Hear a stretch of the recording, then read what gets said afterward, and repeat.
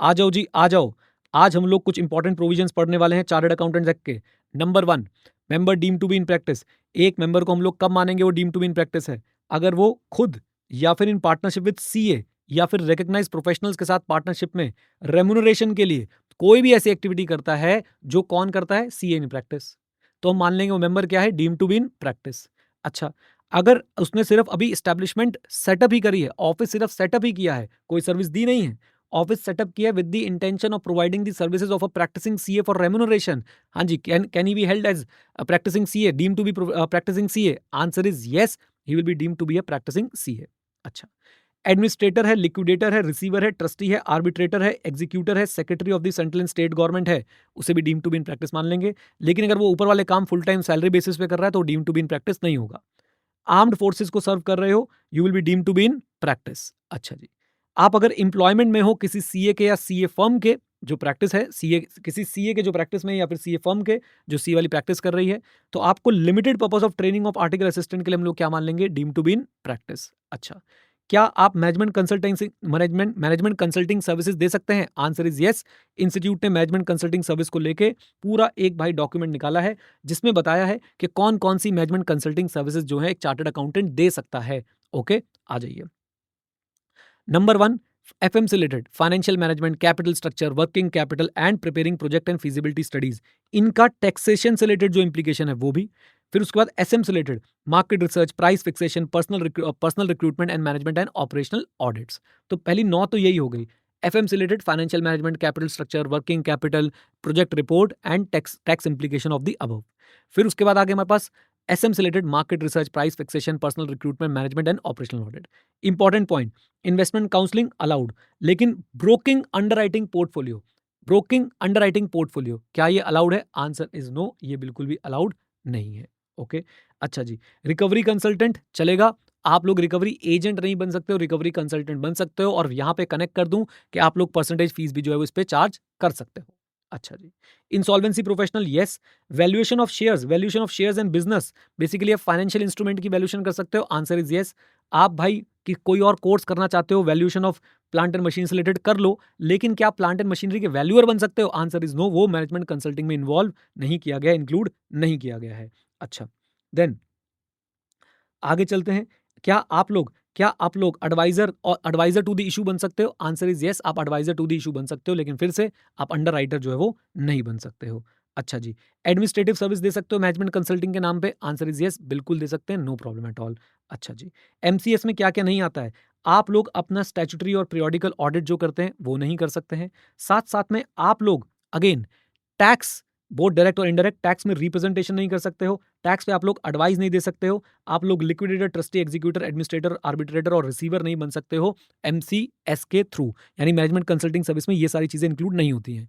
इसका मतलब ये नहीं है कि आप मैनेजमेंट कंसल्टिंग कर रहे हो तो कि आप स्टैट्यूटरी ऑडिट नहीं कर सकते हो, बस आपको एंटिटी डिफरेंट रखनी पड़ेगी। मैनेजमेंट कंसल्टिंग के लिए आपको मैनेजमेंट कंसल्टिंग कंपनी बनानी पड़ेगी, और उसके अंडर जो है आप लोग जाके मैनेजमेंट कंसल्टेंसी सर्विस दे सकते हैं, दीजिए। लेकिन उस मैनेजमेंट कंसल्टिंग कंपनी के थ्रू क्या आप लोग स्टैट्यूटरी ऑडिट कर सकते हैं? मुझे बताइए। आंसर इज नो, आप मैनेजमेंट कंसल्टिंग कंपनी के थ्रू स्टैट्यूटरी ऑडिट जो है वो नहीं कर सकते हैं। आइए नाउ देखिए, क्या आप एक मैनेजमेंट कंसल्टिंग कंपनी बना सकते हैं? आंसर इज यस, नई भी हो सकती है, पुरानी भी हो सकती है, आईसीआई से नाम अप्रूव कराइए, आप अपना फुल टाइम सर्टिफिकेट रख सकते हैं, आप उस कंपनी में whole time director, managing director भी हो सकते हैं, आपके ऊपर कोई रिस्ट्रिक्शन नहीं है, आप जितनी इक्विटी होल्ड करना चाहते हैं करिए, राइट। आप अपना अटेस्ट फंक्शन भी कंटिन्यू कर सकते हैं इन योर इंडिविजुअल कैपेसिटी और with in the firm. Okay, आप अपने आर्टिकल्स को भी ट्रेन कर सकते हैं, बस कंपनी मिले, आपको आईसीआई का अप्रूवल चाहिए। नटराज वाला क्वेश्चन हमने कर लिया था, बिल्कुल कर लिया था। Nataraj advisor to the issue बनना चाहता है, बन सकता है, लेकिन अंडर राइटर बनना चाहता है, बन सकता है क्या? Answer is no. अच्छा जी, फिर उसके बाद ज्ञान वाला क्वेश्चन हमने कर लिया था, बिल्कुल कर लिया था। ज्ञान एक चार्टर्ड अकाउंटेंट है और इंजीनियर भी है, उन्होंने रजिस्टर्ड वैल्यूअर का कोर्स किया है, अलाउड है क्या? हाँ, जनरल परमिशन दे रखी है 190A के अंदर, नो प्रॉब्लम एट ऑल। लेकिन अब वो रजिस्टर्ड वैल्यूअर बनना चाहते हैं प्लांट एंड मशीनरी के for the purpose of companies act 2013, क्या वो बन सकते हैं? आंसर इज नो, क्योंकि ये मैनेजमेंट कंसल्टिंग के अंदर इंक्लूड नहीं किया गया है। अच्छा जी, क्या एक कंपनी फॉर्म में आप लोग सीए प्रैक्टिस कर सकते हैं, अपना टेस्ट फंक्शन जो है वो प्रैक्टिस कर सकते हैं? आंसर इज नो, नहीं कर सकते हैं, ना ही कंपनी फॉर्म में, ना ही एक एलएलपी की फॉर्म में जिसमें कोई कंपनी पार्टनर है। वायलेट करेंगे तो 1000 रुपये का फाइन लगेगा फर्स्ट कन्विक्शन पे एंड 5000 रुपीज लगेंगे सब्सिक्वेंट ब्रीचेस पे।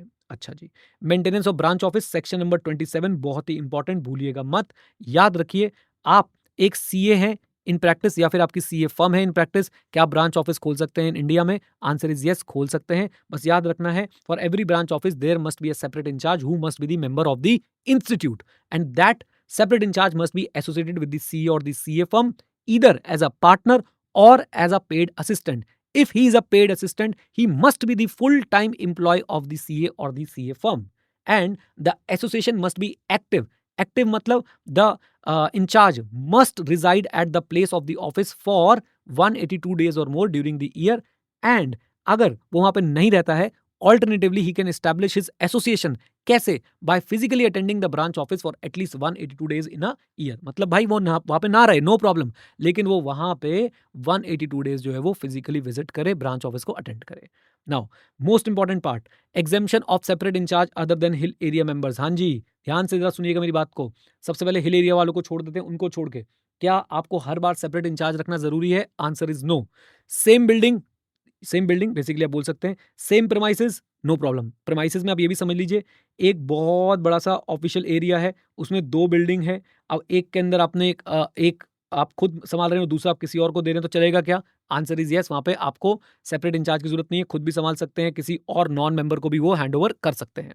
अच्छा जी, सेम प्रेमाइसेस, नो प्रॉब्लम। अच्छा, same city, no problem. Now अगर आपका सेकंड ऑफिस डिफरेंट सिटी में है तो याद रखिए, आपके फर्स्ट ऑफिस की सिटी की म्युनिसिपल लिमिट से सेकंड ऑफिस तक का डिस्टेंस, फर्स्ट ऑफिस की सिटी की म्युनिसिपल लिमिट से सेकंड ऑफिस तक का डिस्टेंस जो है वो अप टू 50 किलोमीटर है, तो आपको separate in charge member of institute रखने की जरूरत नहीं है। ये बात एक बार फिर से मैं समझाना चाहता हूं, इधर देखिएगा एवरीवन, ये है आपका फर्स्ट ऑफिस, यहां पे कहीं पे ये आपकी सिटी की म्युनिसिपल लिमिट है। अब यहां से 50 किलोमीटर के रेडियस में अगर आपका सेकंड ऑफिस आ जाता है, याद रखिए सेकंड ऑफिस आ जाना चाहिए, तो हमें मेंबर ऑफ इंस्टीट्यूट को सेपरेट इंचार्ज बनाने की जरूरत नहीं है। Is that clear? अच्छा, सबअब्स को लेके कंफ्यूज मत होइएगा, बिल्कुल भी आपको कंफ्यूज किया जाता है तो भाई चेन्नई और सबअब्स ऑफ चेन्नई दो अलग बातें हैं। हो सकता है आपको लगे सेम ही है, लेकिन याद रखिए चेन्नई की म्युनिसिपल लिमिट्स खत्म हो जाती हैं, उसके बाद जो सबअब शुरू होते हैं, तो वो आपको 50 किलोमीटर वाली बात जो है देखनी पड़ेगी। आइए वापिस आते हैं, जरा देखने की कोशिश करते हैं हमने क्या क्या पढ़ा। Number 1, same premises, no separate in charge required. Number 2, same city, no separate in charge required. आप किसी को रख देते हैं इनकम टैक्स ऑफिसर वगैरह को, चलेगा। अच्छा जी, डिस्टेंस 50 किलोमीटर से एक्सीड नहीं कर रहा है between the municipal limit of the city of the first office and the second office, no separate in charge required. लेकिन ऐसे केस में आपको क्या करना पड़ेगा? ऐसे केस में आप लोगों को डिक्लेयर करना पड़ेगा which of the 2 office is your main office and which will constitute your professional address. अगर आपने आपको सेपरेट इंचार्ज नहीं रखा चलेगा, लेकिन अगर आपने इन्फॉर्म नहीं किया, क्या आपको गिल्टी मान लिया जाएगा of contravention of the provisions of the act का? आंसर इज यस, गिल्टी मान लिया जाएगा। नाउ हिल एरियाज में रहने वाले मेंबर्स को क्या एग्जेम्पशन दी गई है? ऐसे मेंबर्स टेम्परेरी ऑफिस ओपन कर सकते हैं इन दी प्लेन्स, हाँ जी, in a city in the plains for a limited period of not exceeding 3 months. कोई डिस्टेंस विस्टेंस नहीं देखना, 50 किलोमीटर, 100 किलोमीटर, 1000 किलोमीटर। जो भी हिल एरिया में प्रैक्टिस करने वाले मेंबर्स हैं वो साल में 3 महीने के लिए अपना टेम्परेरी ऑफिस प्लेन्स में ओपन कर सकते हैं। इस दौरान रेगुलर ऑफिस क्लोज नहीं करना है, सारे कॉरेस्पॉन्डेंस आपने रेगुलर ऑफिस से ही करने हैं। Name board of the firm आप टेम्परेरी ऑफिस में लगा सकते हैं, लेकिन उसी टाइम पे लगा सकते हैं जिस टाइम पे आप वहां पे थे, उसके अलावा किसी और टाइम पे वहां पे आपको name board of the firm लगाना परमिटेड नहीं है। Is that clear? अगर आप वहां पे अप्रैल मई जून में थे, बोर्ड लगाइए अप्रैल मई जून में, आप आगे उसके वहां पे जो अपना फर्म का नेम बोर्ड यूज नहीं कर सकते। अच्छा, क्या आप टेम्परेरी ऑफिस को लेटर हेड्स पे विजिटिंग कार्ड में मेंशन करेंगे? Answer is no. बस याद रखिए विंटर इज कमिंग, तो व्हेनेवर विंटर इज कमिंग, वो जो मेंबर है और जो फर्म है वो इन्फॉर्म कर देगी इंस्टीट्यूट को about temporary office opening and closing that why registered post. मेरे एक्सपीरियंस से मैं बता रहा हूं, जब तक ना लिखा हो कि इंस्टीट्यूट को इन्फॉर्म नहीं किया है, आप क्वेश्चन में ज्यूम कर सकते हैं कि भाई हम इन्फॉर्म कर रहे हैं। अगर स्पेसिफिकली मेंशन कर दें कि भाई इंस्टीट्यूट को इन्फॉर्म नहीं किया है, तो हम उसे फिर कंसिडर करेंगे और उसके हिसाब से हम लोग डिसाइड करेंगे करना था या नहीं करना था, एंड अकॉर्डिंगली गिल्टी है या नहीं है। Is that clear? बोलिए। अच्छा, now use of name board, क्या आप अपने नाम का बोर्ड अपने घर पे लगा सकते हैं? हाँ। क्या आप अपनी फर्म के नाम का बोर्ड अपने घर पे लगा सकते हैं? ना। दीप्ति पढ़ लो, क्या आप अपने नाम का बोर्ड घर पे लगा सकते हैं? हाँ। क्या अपने फर्म के नाम का बोर्ड अपने घर पे लगा सकते हैं? ना। ये बात आपने याद रखनी है। ओके, आ जाइए।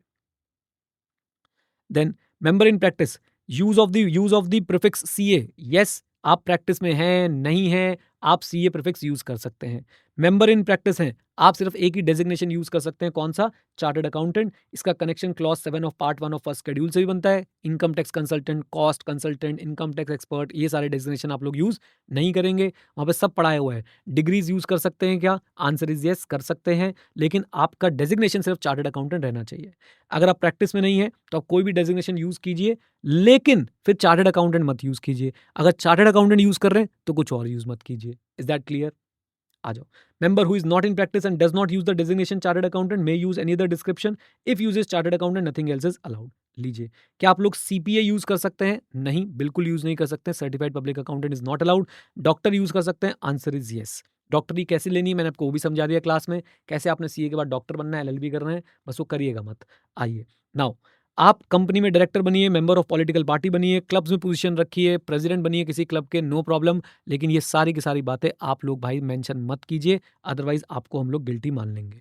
तो member of the firm, member of the institute can be director in the company, member of political party or chartered accountant cell holding different position in club or other organization are not permitted to mention these positions as these would be violative of the provision of section 7. Merchant banker बन सकते हैं, बनिए। Adviser to an issue बन सकते हैं, बनिए। सेबी की जो भी प्रिस्क्राइब्ड क्वालिफिकेशन है वो लीजिए और इशू पे एडवाइस दीजिए। लेकिन याद रखिए, आप कनेक्ट कर लीजिएगा, आप क्लॉज 7 में भी हमने शायद ये बात पढ़ी हुई थी, क्या आपका नाम प्रोस्पेक्टस में एज अ डायरेक्टर आ सकता है? हाँ, आपकी फर्म का नहीं आ सकता, आपका आ सकता है, और जबरदस्ती का बखान नहीं चाहिए। Income tax expert, one and only, ऐसे ऐसे करके नहीं लिखना है। आप अगर एडवाइजर टू द इशू है, आपका नाम, आपके फर्म का नाम आ सकता है, हाँ आ सकता है, अंडर द कैप्शन एडवाइजर और कंसल्टेंट टू द इशू। लेकिन याद रखिए, नेम एंड एड्रेस आप लोग लिखिए, लेकिन वो प्रोमिनेंटली अपीयर नहीं होना चाहिए, यानी बोल्ड में, इटैलिक्स में, अंडरलाइन करके ऐसे हवाबाजी में अपीयर आपने नहीं करना है। डन? लीजिए, ये हो गया हमारा आज का कार्यक्रम। आ जाओ।